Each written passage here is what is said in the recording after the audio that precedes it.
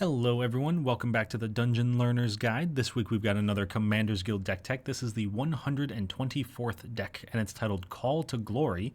And if you haven't seen this show before, what we are doing is randomly selecting a card from scryfall.com, working with a budget of $100 or less and building a commander deck for Magic the Gathering around a theme of the chosen card.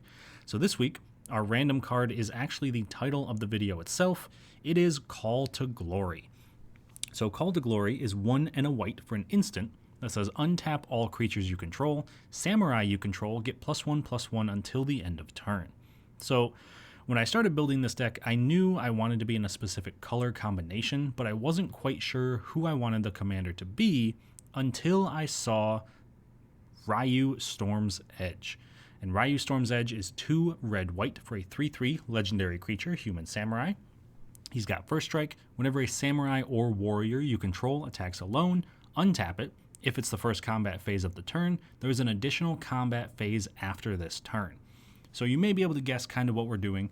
Since Call to Glory cares about samurai, Raiyuu is a samurai who also cares about samurai, so we are going to be filling our deck up with a bunch of samurai. And we're going to see if the old samurai, which care about going wide, and the new samurai, which care about going tall, can actually coexist in a deck and make something work that's probably going to hopefully win us the game. So with all of that being said, let's take a look at some of our themes for this deck. And as I've kind of already mentioned, the first theme is samurai. So a good example of that is Izuka the Ruthless, which is 3 red for a 3/3 human samurai, has Bushido 2, so this is the go wide part of the samurai. So when this creature blocks or becomes blocked, it gets +2/+2 until the end of turn. But we can also pay 2 and a red and sacrifice a samurai to give other samurai we control double strike until the end of turn. So if we have a bunch of different samurai on board, we can then attack with them all, give them double strike, sacrifice a creature, and hopefully do a lot of damage that way. But in terms of going wide with all of our creatures, we also need to make sure that we're not necessarily forgetting about some of the newer samurai. And one of the great ways we're going to do that is with our newer samurai that care about when things attack alone. So for example, we have Aki Ronin, which is 1 and a red for a 1/3 goblin samurai. Whenever a samurai or warrior you control attacks alone, you may discard a card. If you do, draw a card. So there's this weird mix of creatures in here that care about us having a lot of creatures, but also really only care if we attack with a single creature. And there isn't a great way to build around that when it comes to samurai. But our third theme kind of ties both of those together because our third theme is equipment. If we can put a lot of equipment on the board, we can make the decision based on our creatures whether we're putting them all on one creature and going tall or putting them on multiple creatures and going wide.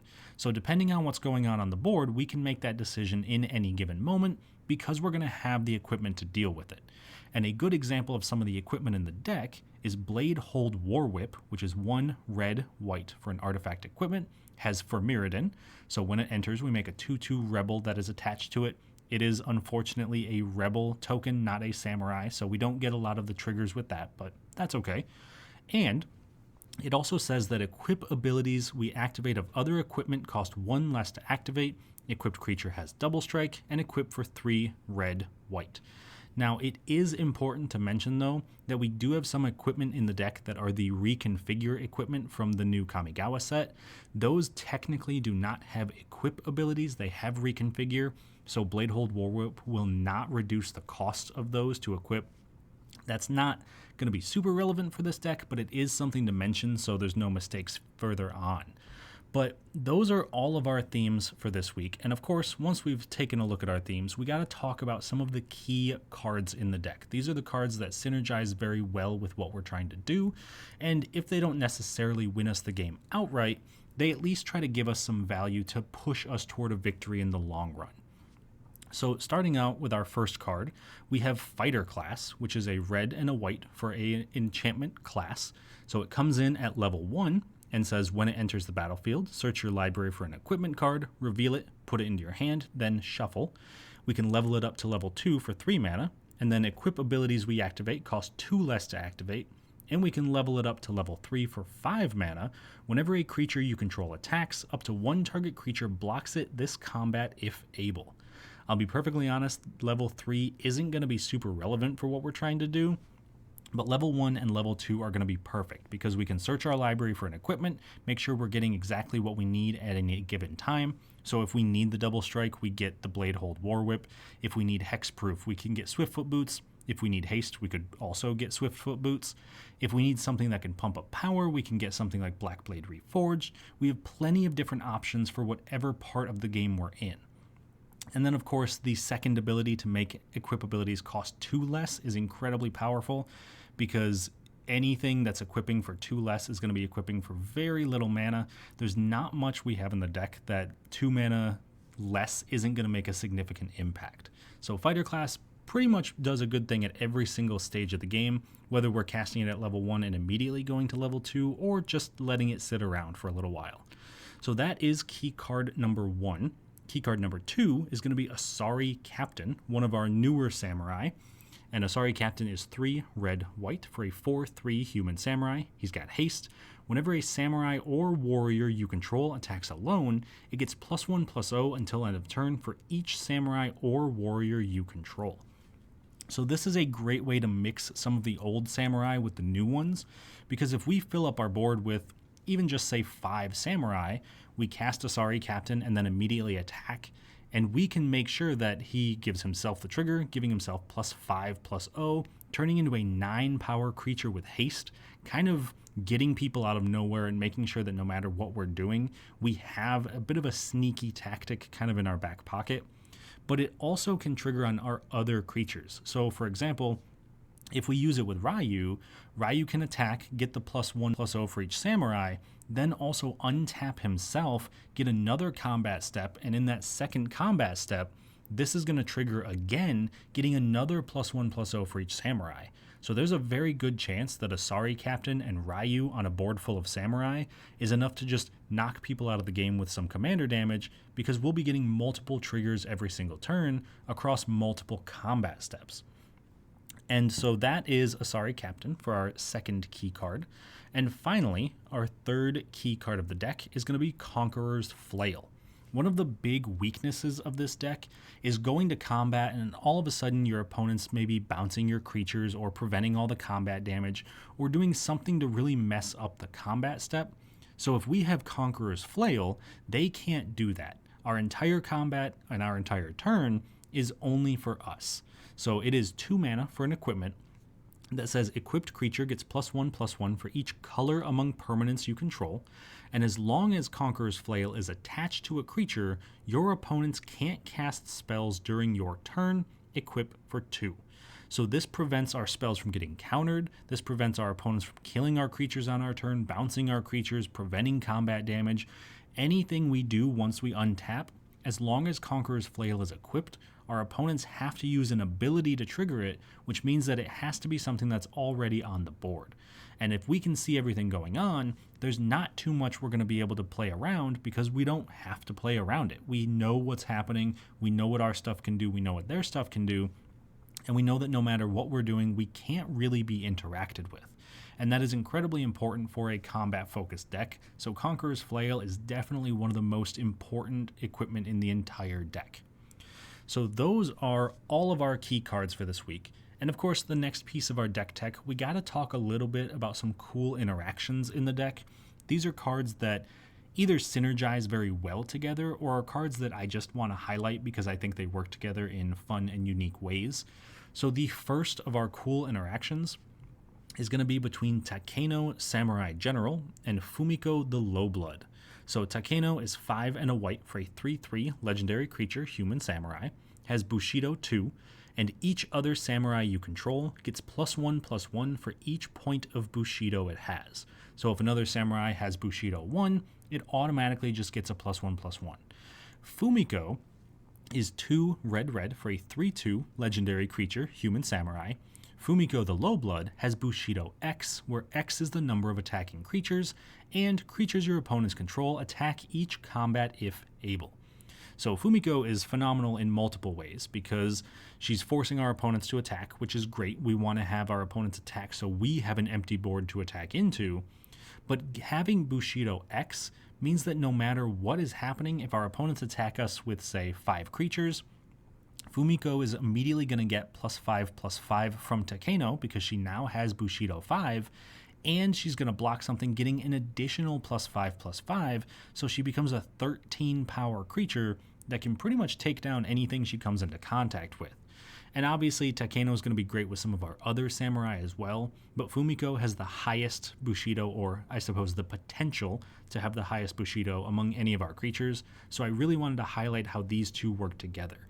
And it's also important to note that it's equal to the number of attacking creatures, so that does include us as well. So if we attack with 5 creatures, she now has Bushido 5, so our opponents really don't want to block her because she's going to get massive if they block, but she's still getting +5 from Takeno, so she's still going to be pretty big on her own anyway.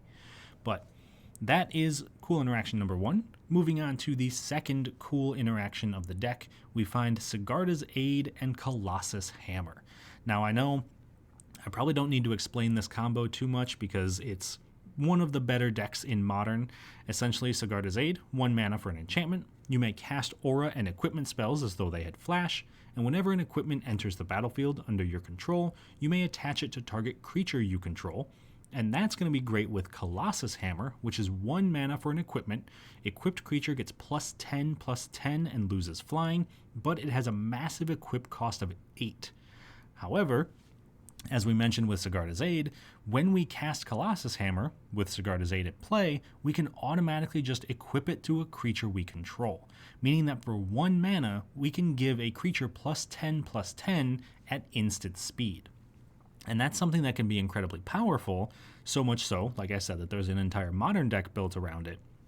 So if we can get +10/+10 on, say, Raiyuu, and then get an additional combat step, that is immediately knocking someone out of the game because that puts Raiyuu at 13 power, and if we hit someone for 13 twice, they just lose to commander damage. So Colossus Hammer is incredibly powerful in the deck, especially when we can flash it in and equip at instant speed with Sigarda's Aid completely for free. So like I said, I don't expect to have to explain this too much. If you're interested, check out some of the decks with it in Modern because they are very cool, very powerful. And personally, I am interested in seeing if anyone has any Pioneer lists with these because they are both Pioneer legal. So if you happen to have any lists of that, let me know in the comments. I'd love to see them. But that brings us to the final part of our deck tech, which is, of course, the price. So this week, our deck came in at $93.32. with our most expensive card being Oathkeeper Takeno's Daisho. And this is 3 mana for a legendary artifact equipment. Equipped creature gets +3/+1. Whenever equipped creature is put into a graveyard from play, return that card to play under your control if it's a samurai. Then, when Oathkeeper Takeno's Daisho is put into a graveyard from play, remove equipped creature from the game, and it equips for 2. So essentially, what this is doing is letting us equip any creature, and as long as it's a samurai, when it dies, we just get to return it to play for free. And we have plenty of ways to make our equip costs either 0 or reduce it by 1. So there's a very good chance we can actually cast Oathkeeper, equip it to a samurai. When that samurai dies, we can freely equip Oathkeeper again, not necessarily making our creatures impossible to kill. They'll still die, they'll still go to the graveyard, but they'll always come back if they have the Oathkeeper equipped to it. That means that we can control combat a lot more efficiently because we don't really care if our creature dies, it's just going to come right back. And yes, that is powerful. We don't have any real synergies built around it. I would imagine that there's some sort of combo you could pull off with this. To the best of my knowledge, there isn't one in this deck. Again, if I'm wrong, please let me know. But it is a massive $9.42. So if you feel that the deck doesn't necessarily need it or it's taking up too much of the budget, you can cut it, and that would trim the price of the deck down to about $84, which is a lot more manageable, if not super cheap, but still very relevant. On the other hand, though, if you're interested in putting some cards into the deck that would increase the budget, but also, most likely, increase the power, I do have a suggestion for you there as well. So, the card that I would recommend putting into the deck is Mithril Coat. And Mithril Coat is 3 mana for a legendary artifact equipment, has flash, indestructible, and when Mithril Coat enters the battlefield, attach it to target legendary creature you control. Equipped creature has indestructible, and equip for 3.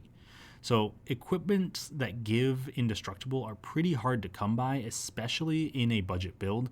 So Mithril Coat being able to give indestructible is very important, and yes, it's $6.25, so it is still pretty expensive, but it's a lot cheaper than some of the other effects that do the same thing. However, the big benefit to Mithril Coat is actually the fact that it has flash, so we can use it as a combat trick to save our creatures. If someone tries to wipe away the board, destroy everything, we can just flash it in response and save something like Raiyuu. Make sure that we always have a way to keep our board around, or at least part of our board around, whenever we need it. So with that being said, the card that I would recommend swapping out for Mithril Coat is Kanda's Hatamoto, which is 1 and a white for a 1/2 human samurai, has Bushido of 1, and as long as you control a legendary samurai, Kanda's Hatamoto gets +1/+2 and has vigilance. So if I'm being perfectly honest, this is really only in here because it's a samurai. It doesn't do much else. In its best case scenario, it is a 2 mana 2/4 with Bushido 1. So if it blocks or becomes blocked, it becomes a 2 mana 3/4, which is not really what we want. And there's a lot of better cards in the deck, or a lot of better equipment or samurai or whatever it might be that could replace this card if you needed them to. So I don't think it does quite as much work as I was hoping it would when I put it in. So if you get the chance to swap it out for Mithril Coat, I do think that would be a much better inclusion. Now, normally, we only have about 1 out-of-budget upgrade, but this week I actually have 2, and they're both from the same set. So this is also a Lord of the Rings card. This one is going to be Bilbo's Ring. And Bilbo's Ring is 3 mana for a legendary artifact equipment. As long as it's your turn, equipped creature has hexproof and can't be blocked. Whenever equipped creature attacks alone, you draw a card and lose 1 life. Equips halflings for 1. There's no halflings in here, so that's not going to be super relevant. And it equips normally for 4. This card feels like it was made for this deck because it cares about a creature attacking alone. It draws cards, makes something hexproof, makes something unblockable. If we are attacking with Raiyuu, now all of a sudden our opponents can't kill our commander because he's hexproof. They can't block our commander, and he's drawing us cards. That is exactly what our deck wants to be doing, so Bilbo's Ring really hits every single thing we're trying to do. Unfortunately, it is almost $7, so it doesn't quite fit our budget, but if you were lucky enough to pull one out of some packs, maybe you drafted one, it would be a great include, or if you don't mind just spending a little bit more to upgrade the deck, I think it really goes a long way to improving the overall functionality of it. And if you are looking to put in Bilbo's Ring, I think the card to take out would be Ancestral Katana, which is 1 and a white for an artifact equipment. Whenever a samurai or warrior you control attacks alone, you may pay 1. When you do, attach Ancestral Katana to it. Equipped creature gets +2/+1 and equip for 3. So kind of similar to the Hatamoto earlier, I don't think Ancestral Katana does quite enough in the deck. It's really just a 2 mana equipment that gives +2/+1. And yeah, we could pay 1 to equip it when we attack with a samurai, but it's still only giving +2/+1 when compared to Bilbo's Ring, which is making something hexproof, unblockable, and drawing us cards. There's really not much of a comparison that can be made there. It's not a bad equipment by any means, but I don't think it does quite enough when compared with some of the other upgrades that are out there. So those are all of our out-of-budget upgrades. The next thing we're going to have to do is, of course, jump into a game with this deck and see how we do, but before we get to that, I do want to take a second to highlight some of the ways that you can help support the channel if that's something you're interested in doing, and of course, just reach out to us if you ever have any questions or want to suggest any cards for future deck techs. So, as always, you can find us on Twitter at 13POYNZ, Reddit u/POYNZ13. You can send us an email, dungeonlearnersguide@gmail.com. All of those are great ways to reach out, make suggestions, ask questions, just chat. But if you're looking to support our content a little bit more directly, you can find us over on Patreon, patreon.com/dungeonlearnersguide, or you can join us as a channel member right here on YouTube. Both of those ways will get you the same perks. The only difference in the perks is that those on YouTube get a little badge next to their name. I can't quite do that if you join on Patreon, unfortunately. I wish I could, but you get that as well. So if you would like to join the 10 amazing people below, we have William Swiftfoot, Doodle, Calvin Schmidt, Eric Way, Jeff Winger, Jeffrey Boos, Salty and Sunshine, Devin Purser, Tyler Esme, and Sven von Nimwagen. To the 10 of you, I hope I pronounced all of your names correctly. If I didn't, please correct me.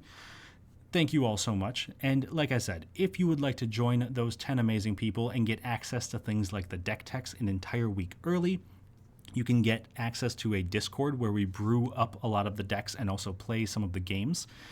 You can get access to a card sent to you every single month as a thank you from me. It will be one of the 4 cards that we built around that month. You could also get access to the unedited gameplay videos where you can hear the players talking and having a good time rather than just my own narration over a shortened version of it. And finally, what I consider to be the most important perk of joining the Patreon or becoming a channel member is that you get the guarantee from me that any card you suggest will be turned into a deck for the channel eventually. I can't promise to make it very quickly because I do have to work pretty far ahead, but I will get to it eventually.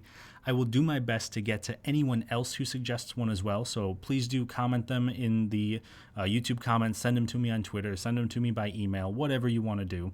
I will do my best to get to all of them, but I can't promise to get to all of them unless you are a member of the Patreon or a channel member. So with all of that being said, I think I've rambled quite enough, so let's take a look at how our deck performs in a game.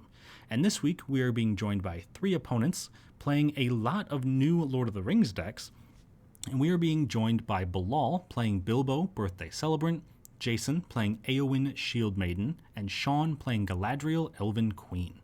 So starting off with Bilal and his Bilbo deck, this is pretty much what it looks like. It is a life gain deck.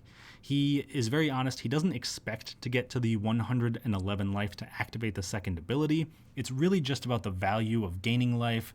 There's some food synergies, making sure that he can kind of outpace his opponents. And I'm sure, knowing Bilal, there's a couple of sneaky tricks in there that can probably do a lot of damage just from him gaining life. Next up, we have Jason playing the Éowyn Shield Maiden deck, and this one is 100% the pre-con deck. He hasn't changed it at all, so it is out of the box, everything as normal, but it is a human deck, so he wants to be playing a ton of humans, drawing a bunch of cards with either his commander or some of his other humans, and just kind of running his opponents over by filling his board a lot faster than his opponents can. And then finally, we have Shawn playing Galadriel, which is, similar to Éowyn being a human deck, Galadriel is an elf deck. And this one is a little bit different because not only is Shawn trying to do the traditional elf ball strategy of just fill the board with as many elves as possible and run people over, there's also a bit of a voting sub-theme. So he has a lot of creatures that care about voting, making sure that whenever something comes into play or attacks, there's some kind of vote that's happening so he can kind of control the flow of the value at the table, make sure he can kind of control the damage at the table. And it's a very unique take on elves that I'm very excited to see. I think that if I had to pick one of these 3 decks to be the most concerned about going into it, I do think it's Shawn's Galadriel deck. I've seen elves be incredibly powerful in the past just in mono green or maybe in green and black. So green and blue is a new color combination that I think adds a lot to elves and I think could be very interesting to see. So I think that's the one that I'm most concerned about. If you think I'm wrong, please let me know in the comments which one of these you think might be the most concerning for our deck to face off against. But I think without any further ado, I think we should get into this game. We'll see how our deck performs.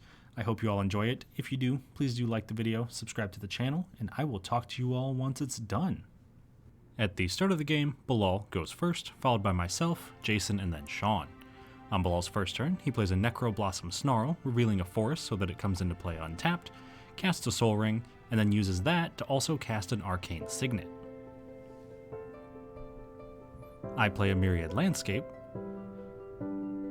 Jason plays a Plains, casts his own Soul Ring, using that to cast Talisman of Progress, and then using that to cast Weathered Wayfarer. Shawn plays a Rejuvenating Spring. Bilal plays a Forest and casts Mirkwood Bats, making each opponent lose a life whenever a token enters or leaves the battlefield.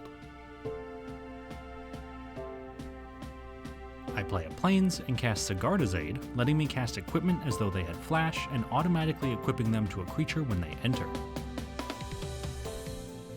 Jason activates his Weathered Wayfarer since an opponent controls more lands than he does, searching his library for a land and putting it into his hand. Then he plays the mountain that he searched for and casts a Humble Defector. Shawn plays a Forest and casts Growth Spiral, drawing a card and putting a Hinterland Harbor from his hand into play. Then, at the end of turn, Bilal basic Land Cycles and Ash Barrens, searching his library for a Plains, putting it into his hand.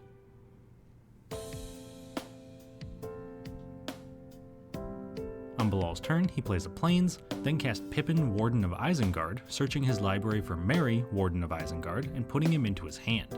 He then casts Farseek, searching his library for a basic land, putting it into play tapped. On my turn, I play a Plains and pass. Jason casts his commander Eowyn Shield Maiden, letting him make 2/2/2 human knights when he goes to combat if another human entered under his control this turn, and then also drawing a card if he controls 6 or more humans. He then plays a Prairie Stream, taps the Humble Defector, drawing 2 cards, giving me control of it, and also attacks me for 1 with Weathered Wayfarer. Shawn plays a Forest and casts his commander Galadriel Elven Queen, letting the table vote when he moves to combat if another elf entered under his control this turn, and the vote either ends with Shawn being tempted by the ring and putting a +1/+1 counter on his ring bearer, or drawing a card, whichever receives more votes. On Bilal's turn, he plays a Fortified Village, then casts Angel of Destiny, and, in response, I sacrifice my Myriad Landscape to search my library for 2 basic lands, putting them into play tapped.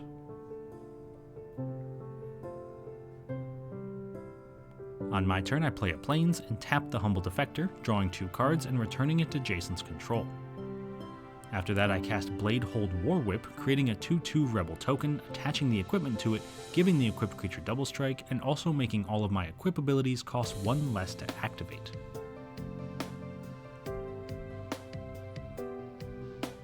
Jason plays a Mountain and casts Gimli of the Glittering Caves, putting a +1/+1 counter on him when another legendary creature enters under his control, and also making a treasure token when Gimli deals combat damage to a player. He also casts Prince Imrahil the Fair, making a 1/1 human soldier token whenever he draws his second card each turn. This puts a +1/+1 counter on Gimli and triggers Eowyn, making 2 knight tokens when Jason moves to combat, and draws him a card.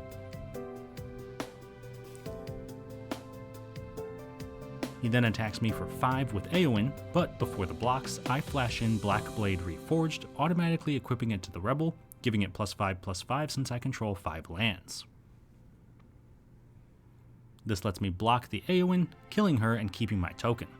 Second main phase, Jason taps the Humble Defector, drawing 2 cards and giving control of it to Shawn. Shawn plays a Field of Ruin and taps the Humble Defector, drawing 2 cards and returning it to Jason, then casts Marwyn the Nurturer, which gets a +1/+1 counter whenever an elf enters under Shawn's control, while also tapping for green mana equal to her power. This triggers Galadriel as he moves to combat, with the table voting to let Shawn draw a card. Then, at the end of turn, Bilal activates Pippin, creating a food token, making each opponent lose a life, and Jason also activates Weathered Wayfarer, searching his library for a land and putting it into his hand.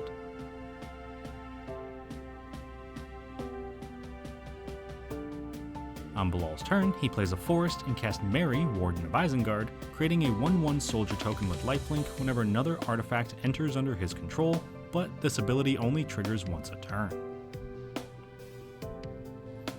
I cast Experimental Synthesizer, exiling the top card of my library, being able to play it this turn, exiling a fighter class, which I end up casting, so I search my library for an equipment, in this case Swiftfoot Boots, putting it into my hand. Jason plays an Island and casts Harsh Mentor, making each opponent lose 2 life whenever they activate a non-mana ability. In response, Bilal activates Pippin, making a food token, which also triggers Merry, making a soldier token, making each opponent lose 2 total life.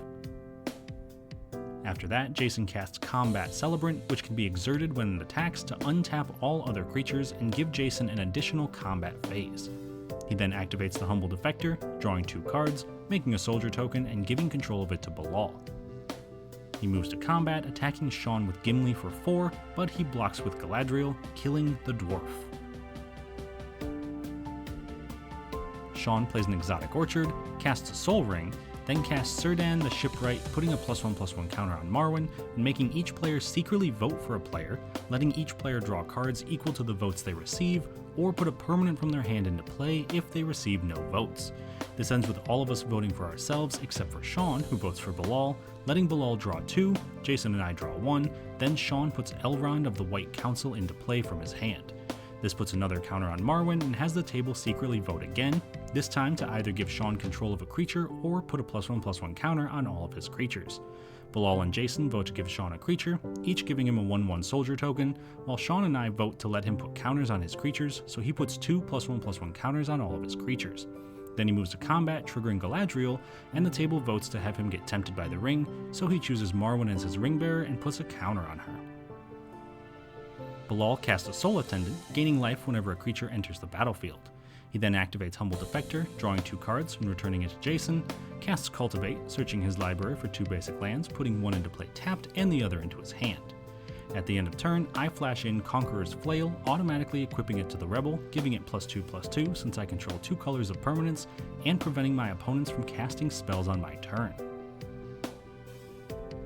On my turn, I sacrifice Experimental Synthesizer, making a 2/2 Samurai token, gaining Bilal a life, and exiling the top card of my library, which winds up being Blacksmith's Skill, letting me play it this turn.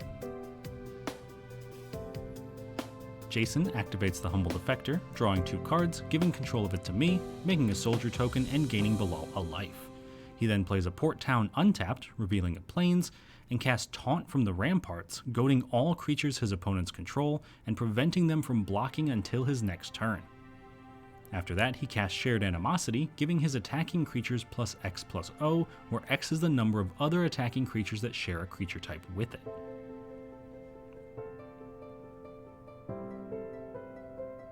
On Shawn's turn, he plays an island and casts Genesis Wave for X=7, revealing the top 7 cards of his library, putting all permanents from among them with mana value 7 or less into play and the rest into his graveyard.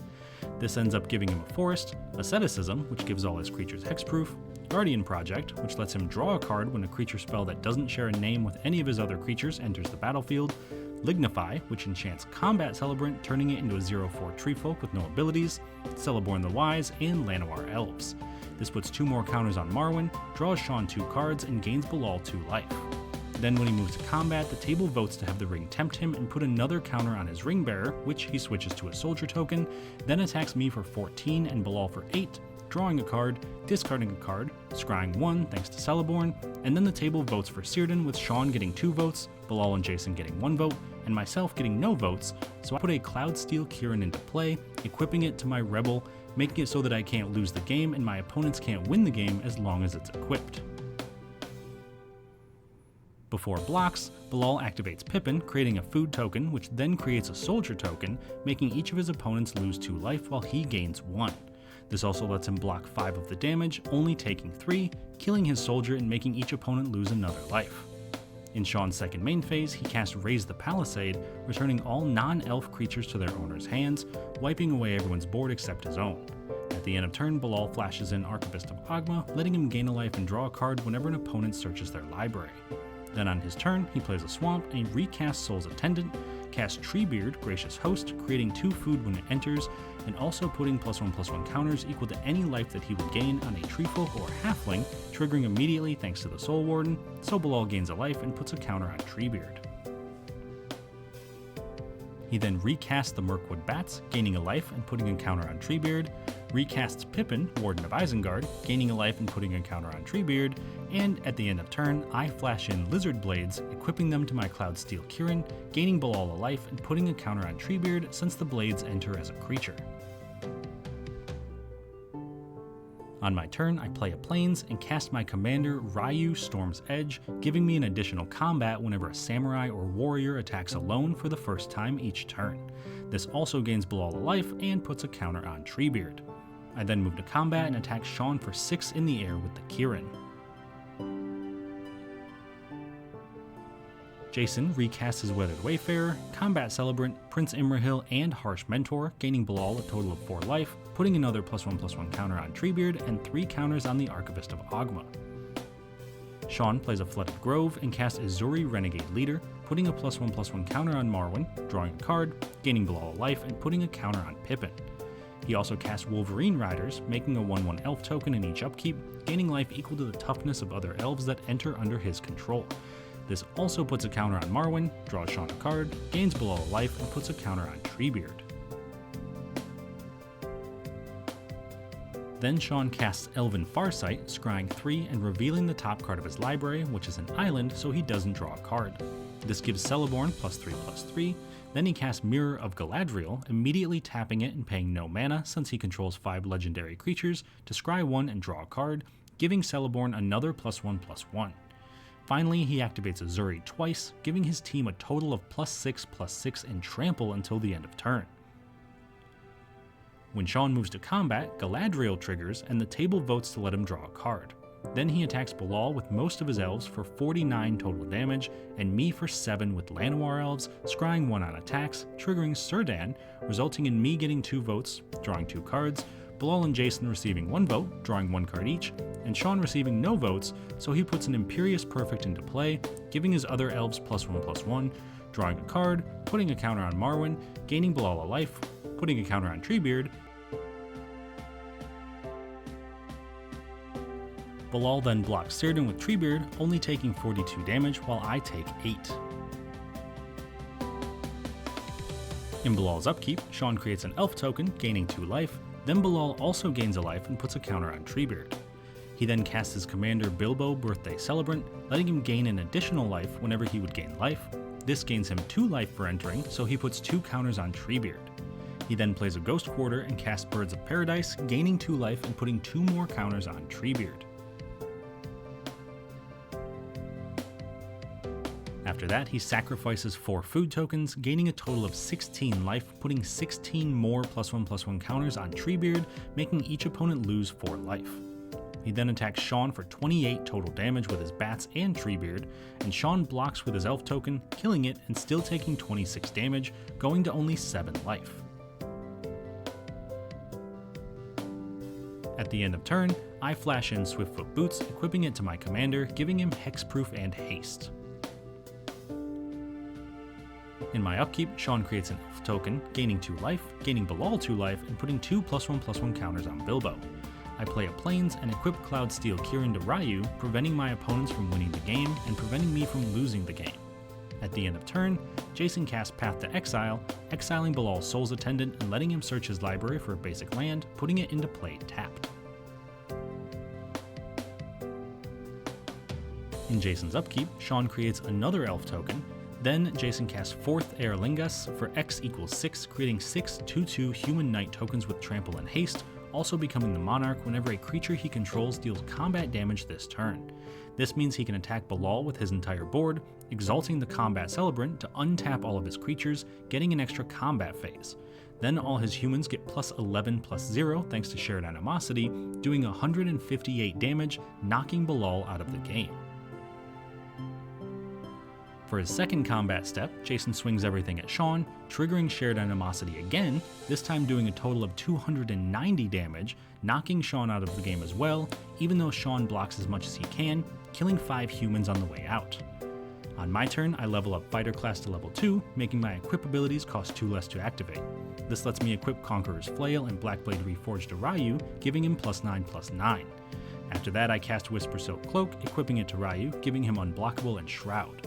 This allows me to attack Jason for 12, triggering Raiyuu's ability, getting an additional combat step, attacking him for 12 again, knocking him out with commander damage, and winning me the game. All right, so that was a sweet game. Definitely a lot going on in that game. It was a very aggressive game. Shawn and Jason both had incredibly powerful boards, just filling them up with elves and with humans. I was very impressed by the human deck straight out of the box. I didn't expect it to be quite as aggressive as it was. I think a lot of that is due to the explosive start that he had, but still very impressive nonetheless.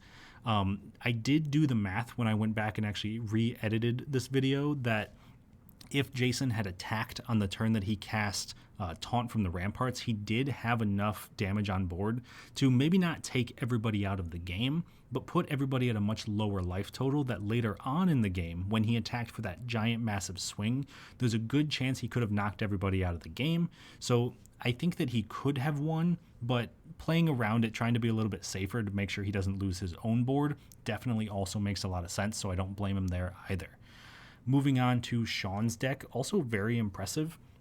It was very interesting to see all the voting cards work because I wasn't quite sure how the Secret Council was going to work going into this game, but they really put in a ton of work for Shawn in terms of value. They drew him a lot of cards, they put a lot of counters on his stuff, they made sure that he was able to sneak a couple of permanents into play. So I think that if you were to build a dedicated voting deck around something like Surdane or Galadriel, I think it could wind up being very strong, and I think that's a very unique take on elves that I would love to see again in the future. Moving to our next player, Bilal's deck, also very impressive, also a super explosive start. Turns out getting Soul Ring on turn 1 leads to some crazy situations. Who could have possibly guessed that one? And what I think that the life gain deck brought to the table was a very, again, unique take on life gain from some of the new Lord of the Rings cards, but it was cool to see things like Merry and Pippin and Treebeard really putting in a ton of work for the life gain strategy. And Soul's Attendant plus Treebeard was an absolutely terrifying combination that I think if Bilal had had even just one more turn with that on board, he probably could have started knocking people out. And Shawn was even lucky just to survive one hit from a single creature, so I can't imagine that a couple more turns wouldn't have been enough for life gain to really take down the victory at the end of it. But the victory at the end did go to our deck. I think our deck performed very well. I don't think we did quite as well as we could have. It was a bit of a rough start being the aggressive deck at the table and watching everybody else put blockers up almost immediately. Didn't do great things for us, but we were able to kind of sneak through right at the end, make sure that we were able to sneak in the damage we need with Raiyuu and one massive attack to win the game with commander damage. But I also think the real MVP of the deck was the Cloudsteel Kieran, because equipping it that turn before Jason attacked meant that he couldn't kill us that turn, and he knew it. He did have ways to remove creatures or to remove artifacts in the deck, so he did have ways to take us out of the game eventually, but by preventing him from killing us that turn meant that he had to turn his focus to Shawn and Bilal, knocking them out for us, and then leaving us to kind of clean up the pieces. And that's not typically how I think this deck wants to win, but it is a way that it can win. It's very resilient. I think it showed that. So let me know down in the comments what you think. Is there any card that I really overlooked for this deck that definitely belongs in it? Or maybe there's some cards in the deck that you think shouldn't be in here and I don't want to say overlooking them, but I'm overhyping them, I suppose. So let me know what you all think. I hope you all enjoyed the deck tech. I hope you enjoyed the video, and I will see you all on the other side of the Dungeon Learner's Guide.